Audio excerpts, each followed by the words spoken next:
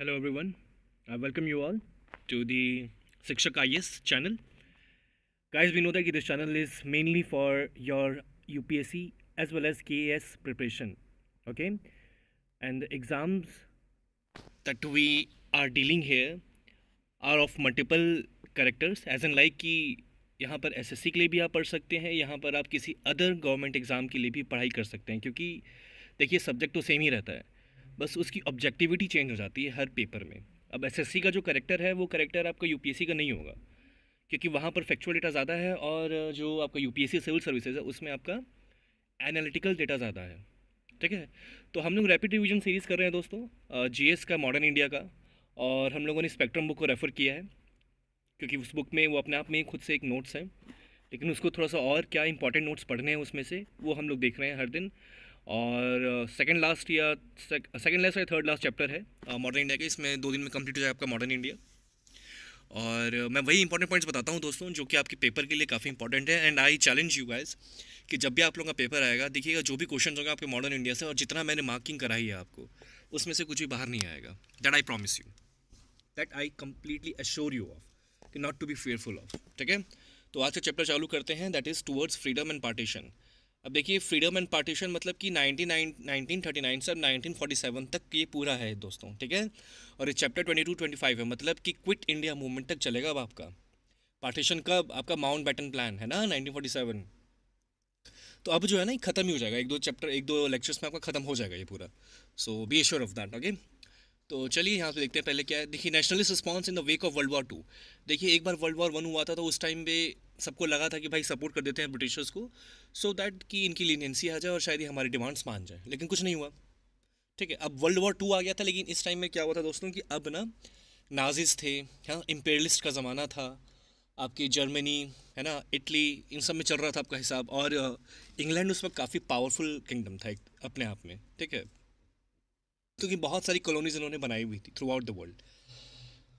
ये लोग इतने ज़्यादा डुअल करेक्टर के पर्सन थे कि सामने तो ये वर्ल्ड वॉर में जाकर के वहाँ पे बोल रहे हैं नहीं नहीं कॉलोनी नहीं होनी चाहिए, कॉलोनी नहीं होनी चाहिए। ठीक है, इंडिपेंडेंस होना चाहिए, और खुद ये लोग इंडिया को इंडिपेंडेंस देने को तैयार नहीं थे। तो बड़े ही दोहरे चरण के चरित्र के लोग थे ये लोग। तो चलिए, Congress crisis on method of struggle. अब देखिए क्या है, कांग्रेस अनहैप्पी हो गया था कि भाई समझ नहीं आ रहा था करे तो करे क्या, क्योंकि गांधी जी है ना इन चीज़ों में बड़ा बुरा मान गए थे। क्योंकि इन लोगों में क्या हो रहा था दोस्तों, इन लोगों में अब आपका वो हो गया था, एक तरीके से लस्ट क्रिएट हो गया था, करप्शन होते जा रहा था कांग्रेस में। हाँ, ठीक समझा आपने, जो इंडियन कांग्रेस पीपल हैं अब इन लोगों में लस्ट आते जा रहा था, इन लोगों में अपने आप एक करप्शन का इनडिसिप्लिन, किस मकसद से इन लोगों ने कॉन्स्टिट्यूशनल वेस को अपनाया है, वो मतलब कहीं ना कहीं, या जो वो जो ऑब्जेक्टिव था वो कहीं ना कहीं ख़त्म हो रहा था। ठीक है, और bogus membership and unethical means, ये सब चीज़ें जो थी ये होती जा रही थी, तो बड़ा परेशान थे गांधी जी इस चीज़ से। इसमें ये लिखा हुआ है, तो ये समझ आ रहा है आपको, क्राइसिस मतलब कि ये बताया गया कि कांग्रेस, जो कांग्रेस था अब वो नहीं रहा, अब एक सेंटर ऑफ करप्शन बन गया था इंडियंस का। ठीक है, हमारे मॉडरेट्स का पॉसिबली, जिसको आप कह सकते हैं कि बाद में कांग्रेस पार्टी बनी हुई। अब देखिए इसी बीच में 1939 में आपका हुआ था हरिपुरा एंड त्रिपुरी सेशन। ठीक है, आप लोग जब कांग्रेस सेशंस पढ़ेंगे तो यहाँ पर आपको पढ़ेंगे Haripura and Tripuri sessions was presided by Subhash Chandra Bose. ठीक है, अब सुभाष चंद्र बोस ये वो थे जो कि सोशलिस्ट थे। किसके साथ नाम जुड़ा जाता है? जवाहरलाल नेहरू के साथ। ये हमारा जो उस टाइम पर डोमिनियन स्टेटस की बात की गई थी मोतीलाल नेहरू ने, उसको भी इन लोगों ने अपोज किया था कि नहीं, अब हम लोग को डोमिनियन स्टेटस नहीं चाहिए, अब हम लोग को कंप्लीट फ्रीडम चाहिए। अब स्वराज का जो एक वेग मतलब था वो नहीं, अब स्वराज का मतलब ये होना चाहिए कि कंप्लीट फ्रीडम, कंप्लीट मतलब बिल्कुल हर चीज़ हमारा होना चाहिए हमारे हिसाब से। ठीक है, तो ये तो थे ही, काफ़ी एक्टिव थे। सॉल्ट सत्याग्रह मूवमेंट में जो 1930 हुआ था उसके बाद भी था, तो गांधी पैक्ट में भी, तो ये हमेशा देखिए एक्टिव रहे थे।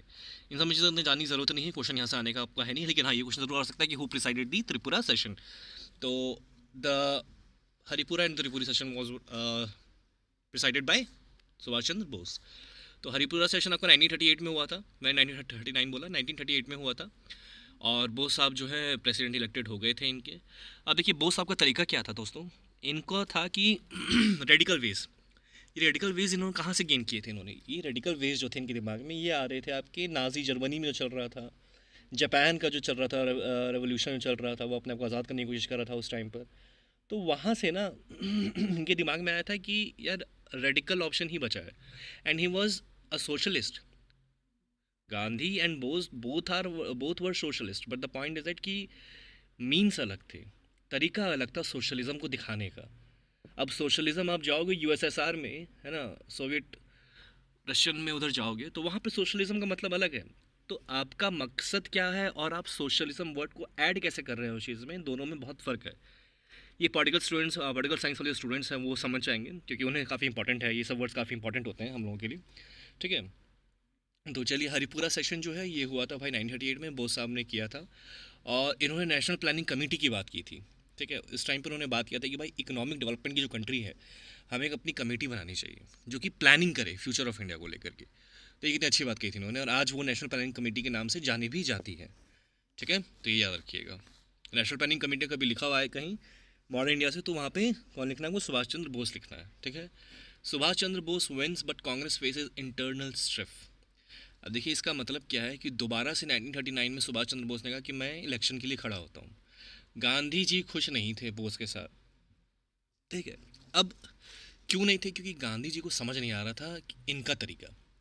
और अब मैं क्या इस पर कोई कमेंट करूँ, लेकिन देखिए ज़रूरी नहीं है कि हर एक चीज़ को करने का तरीका आप ही का तरीका सही हो, और आपको दूसरे लोगों को भी मौका देना चाहिए अपने तरीके से चीज़ें करने के लिए, क्योंकि सब कर रहे हैं जहाँ पर, तो ये ज़रूरी नहीं है कि कहीं कम कहीं ज़्यादा तो होगा ही, लेकिन आंकना सही बात नहीं है। हाँ, ऐसा है कि अगर कोई बहुत एक्सपीरियंस एनरिच्ड पर्सन है किसी, जैसे कि इकोनॉमिक्स का मान लीजिए कि फॉर एग्जांपल बैंकिंग से रिलेटेड एक कमेटी बनी है, मैं स्टूडेंट पॉलिटिकल साइंस का हूँ या इंग्लिश लिटरेचर का स्टूडेंट हूँ, और वो जो कमेटी बन रही है वो इकोनॉमिक्स का ही, उसका बैकग्राउंड भी इकोनॉमिक्स ही है। ये सीधी सी बात है कि देखिए इकोनॉमिक्स मिनिस्टर जो है, जो हमारा फाइनेंस मिनिस्टर है, वो ज़्यादा सूट करेगा कि जो बंदा इकोनॉमिक जिसका बैकग्राउंड हो, रादर देन जो 10वीं या 12वीं पास हो सिर्फ, है ना। तो वैसी ही बात है कि डिफरेंस ये है कि गांधी जी को भी सुभाष चंद्र बोस को करने देना चाहिए था तरीका, उनके भी वायलेंट वेज जो थे, इसीलिए डर गए थे कि नहीं भाई इनका तरीका थोड़ा अलग सा है, ये वायलेंट वेज चाहते हैं, फिर दोबारा से दंगे फसाद हो जाएंगे, चीज़ें खत्म हो जाएंगी। तो ये गांधी जी के दिमाग में आ गया था। अब इस चीज़ को इतना ईगो में ले लिया था इन्होंने कि इनको पसंद नहीं था कि भाई बोस साहब तो जीत गए थे इलेक्शन, लेकिन गांधी जी के जो इनके जो अगेंस्ट खड़ा था वो पिताभी जो थे, ठीक है, सीताराम या पिताभी शायद मेरा नाम, इनका नाम यही है पूरा। ठीक है, गांधी जी बोलते हैं पिताबीज डिफीट इज़ माई डिफीट। क्या ज़रूरत थी भाई आपको बोलने की ये चीज़, मतलब अब देखो आपकी, अब देखो यार दोस्तों, चेंज कैसे होते जा रहा है सिचुएशन। अब आपस में ही लोग एक दूसरे को क्रिटिकल कमेंट्स मारने लग गए हैं। कांग्रेस का ख़त्म ही हो गया है हिसाब, ठीक है, करप्शन पूरा सेंटर ऑफ करप्शन बन गया है, लस्ट हो गया है, तरीक़ों से कुछ करना चाहते ही नहीं है वो लोग, उन लोग का जो एक था बेसिकली वो अप्रोच ही बिल्कुल अजीब सा हो गया है। यहाँ पर गांधी जी अपने ही बंदों को लेकर के अगेंस्ट हो रहे हैं। ठीक है भाई, हुआ क्या त्रिपुरी में, फिर बोस साहब ने समझाने की कोशिश की। ठीक है, कांग्रेस के साथ भी इनका काम ठीक चल रहा था, लेकिन कांग्रेस को क्या है कि कांग्रेस भरोसा करने लग गया था इन पर। लेकिन ये चाह रहे थे कि अब जो वॉर का जो एक सिस्टम है ना, वॉर में हम सपोर्ट आपको तभी करेंगे जब आप हम लोग को फुल इंडिविजुअल देंगे, मतलब फ्रीडम प्रोवाइड कर देंगे आप। तो कांग्रेस वैसे भी धीरे धीरे ना थोड़ी सी सस्ती पड़ती जा रही थी, सस्ती मतलब कि इनके जो वेज थे वो इतने इम्पैक्टफुल हो नहीं रहे थे, और लीड कौन कर रहे थे, अभी सुभाष चंद्र बोस। तो भाई लोगों ने कुछ टाइम के लिए बिलीव किया इन पर कि ठीक है चलो यार एक अपॉर्चुनिटी है, देख लेते हैं इनका भी करके। ठीक है, यही सारी बातें यहाँ पे लिखी हुई है। अब इन्होंने यहाँ पे लिखा हुआ है कि भाई 6 महीने का इन्होंने अल्टीमेटम दिया ब्रिटेन को to grant the national demand of independence, otherwise हम लोग सिविल डिसोबीडियंस मूवमेंट चालू कर देंगे। तो ठीक है, ये चीज़ भी याद रखिएगा, ऐसे इंपॉर्टेंट तो नहीं, क्वेश्चन तो नहीं आ सकता, लेकिन वही था कि पूरा फुल ऑन ट्राई चल रहा था। गांधीन पॉलिसीज़ को गांधी जी को पटाने की कोशिश की जा रही थी कि भाई मान जाओ आप, मुझसे ऐसे क्या दिक्कत हो रही है, क्यों दिल आपका टूटा हुआ है मुझसे, मान जाओ आप। चीज़ें इस तरह से वो एक्सप्लेन कर रहे थे, मगर नहीं, ऐसा कुछ नहीं हो पाया। ठीक है, दोनों के बेसिकली क्या है, आइडियाज़, आइडियोलॉजिकल डिफरेंस। और देखिए दोस्तों, गांधी जी और जो सुभाष चंद्र बोस का जो आइडियोलॉजिकल डिफरेंस है ना, ये टॉपिक जो है ये आपका मेंस के लिए काफ़ी इंपॉर्टेंट है। तो इस डेटा को ना मेंस के लिए काफ़ी संभाल के रखना, ये मेंस में बड़ा काम आएगा आपको। वहाँ पर क्वेश्चन पॉलिटिकल साइंस में या जीएस में आपको पूछ सकता है, यहाँ से पूछा भी गया है बहुत बार। ठीक है, बाकी यहाँ पर कोई ऐसा है नहीं। ठीक है, Bose saw no option but to resign, resign कर दिया उन्होंने। भाई जब इतना अगेंस्ट होता है, गांधी जी रिस्पेक्टेबल पर्सन थे, अब अगेंस्ट उनके क्या ही जाना, कोई सेंस तो बनता नहीं है। तो भाई गांधी जी ने इन्होंने, बोस साहब ने रिज़ाइन कर दिया 1939 को। और ये याद रखिएगा, इनके बाद बना कौन प्रेसिडेंट, वो राजेंद्र प्रसाद साहब थे। ठीक है, 1939 में राजेंद्र प्रसाद साहब, 1938 में हरिपुरा सेक्शन में वो बने, 1939 में भी जीते थे, मगर इन्होंने रिज़ाइन कर दिया था, और तुरंत तत्कालीन भाव से कौन बने थे, राजेंद्र प्रसाद। ठीक है, इन्होंने बोस ने और इनके फॉलोअर्स ने फॉरवर्ड ब्लॉक फॉर्म किया था। फॉरवर्ड ब्लॉक कहीं भी लिखा है तो समझिएगा कि it is they are talking about Subhash Chandra Bose. ठीक है, AIC रेजोल्यूशन। अब देखिए बात क्या है कि इन्होंने बोस साहब ने अगेंस्ट कैंपेनिंग चालू कर दी Congress, all India Congress committee के खिलाफ। तो भाई इनका तरीका जो अच्छा नहीं है। और कांग्रेस कमेटी ने जो है वो उन्होंने डिसिप्लिनरी एक्शन बोस के अगेंस्ट ले लिया। ठीक है, कैसे लिया? It was remove from the post of president of the Bengal provincial Congress committee. अब देखिए आप क्या चल रहा है, मतलब पहले गांधी जी को तकलीफ हो गई, उसके बाद एक बोस से वर्सेस हो गया इन लोगों का AIC से। और देखिए कांग्रेस तो वैसे भी बहुत ज़्यादा सेंटर ऑफ करप्शन बन चुकी थी। ठीक है, तो मतलब खुद में ही आपस में ही लड़ रहे हैं ये लोग। अब आपस में ही एक दूसरे को गाली दे रहे हैं, सुना रहे हैं, हटा रहे हैं, खुंदस निकाल रहे हैं, ईगोइज्म ईगो सेंट्रिक चीज़ें हो रही हैं, एक्शंस हो रहे हैं। तो बड़ी अजीब स्थिति हो गई थी, मुझे देख कर तो कभी कभी अजीब सा लगता है कि यार इतने पढ़े लिखे लोग थे फिर भी they were not able to understand for a long time. Anyway, जो तो होना था वो तो हो ही गया। अब सोच कर गए और हम आप सोच कर क्या ही कर लेंगे। अब वैसे भी आप लोगों में से बहुत वहाँ पे होता तो बस खाना वाना पे ही ध्यान देता है, तुम चीज़ों पे कहाँ ही आप लोग का ध्यान रहता है। एनीवे, गांधी जी ने भाई बोस को क्या बोला था? You are the prince among the patriots. तो ये लाइन यूज़ हो सकती है, who was called as to be the prince among the patriots.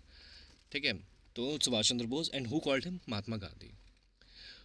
And he was the Mahatma Gandhi was called as the father of our nation by whom, that was Subhash Chandra Bose. Okay, ये important नहीं कि radio broadcast कहाँ से हुआ था उसमें बोला गया था, नहीं इंपॉर्टेंट नहीं है। ठीक है, अब देखिए ये लिखा हुआ है कि भाई दोनों को सोशलिज्म पसंद था, लेकिन दोनों के तरीके बड़े अलग थे, है ना। वो वेस्टर्न सोशलिज्म अपनाना चाहते थे बोस साहब, ये जो थे ये राम राज्य ग्राम राज्य की बात करते थे। चीज़ें वही थी लेकिन तरीके अलग थे, मैं बता रहा हूँ ना, एम वही था, तरीके अलग थे। तो गांधी तैयार नहीं थे कि भाई मेरे तरीके मानो। अब उस पर मैं कोई कमेंट तो नहीं करूँगा, लेकिन ठीक है जो भी है। मीन्स एंड एंड्स, देखिए पेपर में क्वेश्चन में बहुत बार आया, वो भी है UPSC के या स्टेट में। मीन्स एंड एंड्स पे गांधी जी का ये कहना है कि means will decide the end. आपका तरीका क्या है जंग का, वही जंग की नतीजों को डिसाइड करेगा, है ना। तो ये याद रखिएगा। तो fight for the freedom of European Nations under Nazi control, ये सब तो वही है आपका, इसमें इतना है नहीं। बाहर से इम्पैक्ट पड़ रहा था इन चीज़ों को लेकर के, जापान का आइडियोलॉजिकल, जर्मनी का जो मैं बता चुका हूँ आपको, इतना जाने की ज़रूरत नहीं है। यहाँ से क्वेश्चन कुछ नहीं आएंगे। देखिए जितना भी है ना, ये सब दोस्तों थियोटिकल है और ये आपके मेंस के लिए पढ़ने के लिए ठीक है, ऐसे प्रीलिम्स के लिए कोई फ़ायदा नहीं होगा आप लोगों को पढ़ने का। ठीक है, अब देखिए यहाँ पर क्या है कि अक्टूबर 21 को 1943 में formation of the provisional government of Azad Hind, ठीक है, फ्री इंडिया, मतलब आज़ाद हिंद फ़ौज बना दी गई थी। और ये किसने बनाई थी? देखिए यही आज़ाद हिंद जो फ़ौज है ना, यही आपका आगे जा कर के क्या बनी थी? INA, that is Indian national army. तो ये डेट याद रखिएगा कि 21 अक्टूबर 1943, तो ईयर आपको याद रखना है कि 1943 को आज़ाद हिंद फ़ौज बनी थी। और ये किसने बनाया था? That was Subhash Chandra Bose. और इन्होंने अपने आप को ही प्रोक्लेम कर लिया था कि हेड ऑफ स्टेट मैं हूँ, प्राइम मिनिस्टर मैं हूँ, और minister for war and foreign affairs भी मैं ही हूँ। ठीक है, अब ऐसा कुछ लोगों को लगा था कि भाई ये थोड़ा सा अथॉरिटेटिव स्ट्रिक इनमें है। अथॉरिटेटिव स्ट्रिक मतलब कि अथॉरिटेरियनिज्म, कि जैसा मैं कह रहा हूँ ऐसा ही होगा, समझ गए? चलिए, अब देखिए इनका बोस का वही हिसाब है कि synthesis of what modern Europe call socialism and fascism. अब इसमें इतना जाने की ज़रूरत नहीं है आप लोगों को, यहाँ से क्वेश्चन इतना ज़्यादा पूछा नहीं जाएगा। जहाँ पर मैं बता रहा हूँ, रोक रहा हूँ, मार्क करवा रहा हूँ, बस वही है इंपॉर्टेंट। ठीक है, फासिज्म एंड सोशलिज्म था, ये साम्यवाद था। अब साम्यवाद क्या था, ये एंशियंट इंडिया में जाने की ज़रूरत है, इतना इंपॉर्टेंट है नहीं। यहाँ पर मॉडर्न इंडिया और एंशियंट इंडिया को इस तरीके से मर्ज ये लोग नहीं करेंगे, इतना इंपॉर्टेंट नहीं है। ठीक है, अब देखिए गांधी जी का जो आइडियाज़ था गवर्नमेंट पर, that can be found in the Hind Swaraj. Hind Swaraj मैं आपको पहले ही बता चुका हूँ, जिसमें इन्होंने लोकल सेल्फ गवर्नमेंट की बात की थी। ठीक है, गांधीयन वेस की बात की थी इन्होंने कि किस तरीके से स्वराज का मतलब क्या होना चाहिए, लोगों में जो मास मूवमेंट है वो कैसे और भी ज़्यादा उसे बड़ा करना चाहिए। ठीक है, जो नॉन वायलेंस सत्याग्रह जो है उसका मीनिंग क्या है, ये सब इन्होंने हिंद स्वराज में लिखा था। ठीक है, राम राज्य की बात करते ही थे, लेकिन राम राज्य जो था एक आइडियल स्टेट था। जैसे कि आपने पॉलिटिकल साइंस में एक है पॉलिटिकल थिंकर है, his name is Plato, right? Aristotle and Plato, you must have heard the name Aristotle, I guess so, for once in your entire life time. तो Plato का भी एक तरीके से आइडियलाइज स्टेट था। ठीक है, उनका एक स्टेट था अपना कि वो चाहते थे कि ऐसा स्टेट बने, बट लेकिन वो बहुत एक आइडियलाइज, एक यूटोपिया नाम की चीज़ थी। यूटोपिया मतलब जिसका प्रैक्टिकलिटी से कोई लेना देना नहीं है। ठीक है, गांधी जो थे एक राम राज्य थे, उनको रिप्रेजेंटेटिव गवर्नमेंट की ज़रूरत नहीं थी, कॉन्स्टिट्यूशन की ज़रूरत नहीं थी, आर्मी पुलिस फोर्स इन सब की ज़रूरत ही नहीं थी। ठीक है, उनका तरीका, अब राम राज्य में जो उन्होंने लिखा हुआ था वो अलग ही था। पता नहीं गांव तौर पर लिखा था क्या था, ये तो मुझे भी नहीं पता इतना, लेकिन हाँ ये सब चीज़ें जहाँ पे मेंशन है वो काफ़ी चीज़ें बयां खुद ब खुद कर देती हैं। ठीक है, चलिए आगे चलते हैं। अब देखिए यहाँ पर ज़्यादा कुछ इंपॉर्टेंट है नहीं। I look upon increase the power of the state with greatest fear, इन सब में कुछ ऐसा रखा है नहीं। यहाँ से कुछ भी आपको पूछा नहीं जाएगा। Self sufficiency, every village would be a self sufficient Republic और पंचायत। ठीक है, अब देखिए पंचायती राज सिस्टम 73rd और 74th अमेंडमेंट की बात तो की ही गई थी। ठीक है, ये तो की ही गई थी, आपको पता ही है। तो उसके बाद क्या हुआ था कि ये चीज़ पता होनी चाहिए आपको कि सेल्फ सफिशिएंट कोई भी कंट्री नहीं हो सकती। आपका इकोनॉमिक स्ट्रक्चर ही खत्म हो जाएगा, पूरी कंट्री, पूरे वर्ल्ड का इकोनॉमिक स्ट्रक्चर ही एंड हो जाएगा। अगर कोई कंट्री सेल्फ सफिशिएंट होगी तो भाई ट्रेड कहाँ से होगा, एक्सपोर्ट कहाँ से होगा, इंपोर्ट कहाँ से होगा? समझ रहे हैं आप? तो ये तो बड़ा यूटोपियन सा आइडिया था, ये भी एक बड़ी यूटोपियन सा थी। In the ideal state seems to have visualized और लूज। देखिए ये सब चीज़ें जो पढ़ेंगे ना, ये आपको मेंस के लिए ठीक रहेगा। ये गांधी व्यूज़ के, जिस पे गांधी पे अगर आपका क्वेश्चन आया ना पंचायती राज पे मेंस में, मेंस की बात कर रहा हूँ मैं, आप यहाँ से डेटा लिख सकते हो, थोड़े नोट्स बना सकते हो मेंस के लिए। ठीक है, वो भी अगर फ्यूचर में हुआ मेंस का, अगर आप लोगों का हुआ तो मैं मेंस में बताऊंगा आप लोगों को कि यहाँ से क्या क्या आप लोग उठा सकते हैं चीज़ें। ठीक है, militarism, Subhash was deeply attracted to military discipline, ये पता ही है आपको।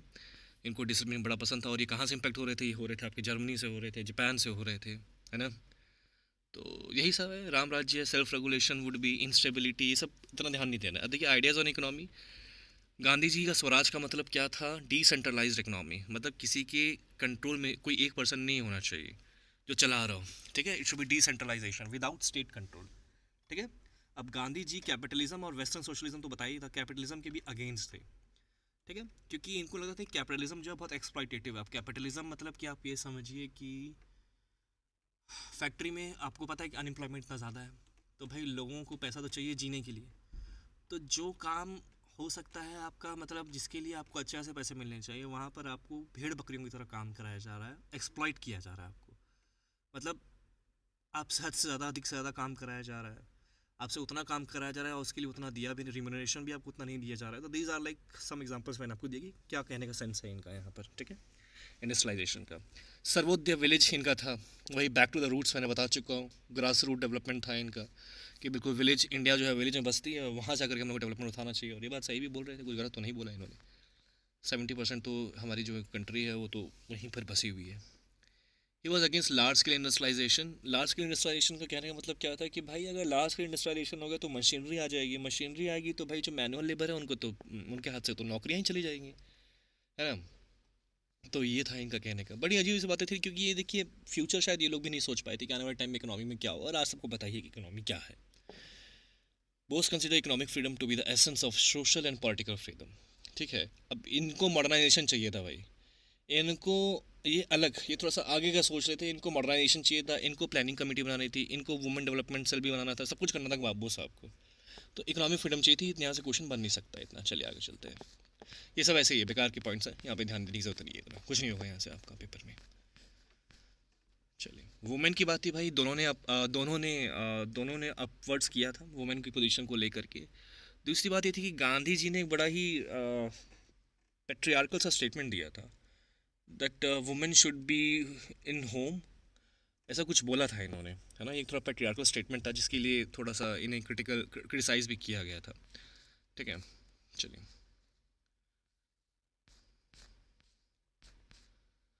अब देखिए कांग्रेस प्रेसिडेंट जो था 1938 में, बोस साहब ने क्या किया कि प्लानिंग कमीशन तो बना ही दी थी, बनाया था 1938 में, प्रेसिडेंट तो बोस साहब थे। तो इन्होंने कहा था कि यार एक सेपरेट प्लानिंग कमीशन होना चाहिए वुमेन के लिए भी। ये याद रखिएगा कि who was the one who actually suggested that there should be a separate planning commission for women, that was Subhash Chandra Bose, and it was chaired by रानी लक्ष्मी भाई राजा वड़े। याद रखिएगा, काफ़ी इंपॉर्टेंट है, काफ़ी इंपॉर्टेंट है। ठीक है, फिर इंडियन नेशनल आर्मी बनी थी तो इसका एक और दूसरा रेजिमेंट बनाना था, उसमें भी इन्होंने कहा रानी और झांसी रेजिमेंट बनाया जाएगा। तो बहुत सारी जो वुमेंस थी, फीमेल्स जो थी, वो काफ़ी उस रेजिमेंट में उत्सुक थी आने के लिए। तो लीड किसने किया था? कैप्टन लक्ष्मी स्वामीनाथन ने। ये याद रखिएगा कि आईएनए का जो रानी ऑफ झांसी रेजिमेंट था, इन्होंने किसने उसको चेयर कमांड किया था? That was captain Lakshmi Swaminathan. ये दोनों इंपॉर्टेंट पॉइंट है, यहाँ से बस इतना ही निकले, इससे और कुछ निकलने वाला है नहीं ज़्यादा कुछ। सेकेंड वर्ल्ड वॉर आ गया था, नेशनलिस्ट रिस्पॉन्स था, वाइसरॉय के पास बातें हो रही थी, वर्धा में मीटिंग हो रहा था, बस यही है। लेकिन यहाँ पे फैक्चुअल डेटा काफ़ी कम मिलेगा आपको, थ्योरी ज़्यादा मिलेगी, ठीक है।